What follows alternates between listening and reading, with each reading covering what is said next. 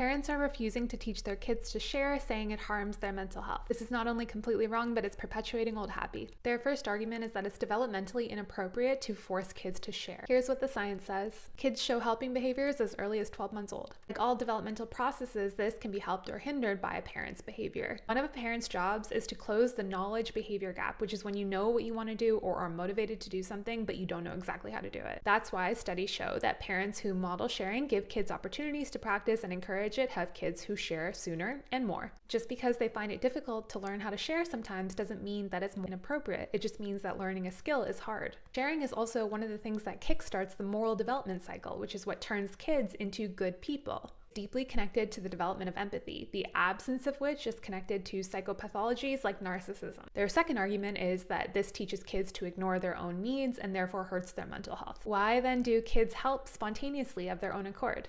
Because helping is an intrinsic need, as I explained in my book, New Happy. This is why studies show that when kids help others, they experience regulation of their nervous system and positive emotional experiences. In fact, if you're not helping your kids to close the knowledge development gap of teaching them how to share, you're hindering their needs. By refusing to teach your kid to share, you're not teaching them that their needs are important. You're teaching them that other people's needs are not important. That's really going to hurt their ability to form relationships, which are the single most important factor for their long-term health and happiness. Valuing yourself and helping others are not in opposition to one another. Now for their final argument, that generosity isn't important. One parent actually says that she sees generosity as having no moral value. Now, despite Old Happy's attempts to erode our inner goodness and disconnect us from one another, people still persist in being good to each other. That is largely because parents are still teaching these values to their children. Generosity is the only thread holding our society together, and by cutting it, we're not just destroying the next generation's mental health, we're also destroying their future. This article opens up with the story of a mom going to an online forum and explaining that her kid had been on the swings and another kid came up and wanted to take a turn.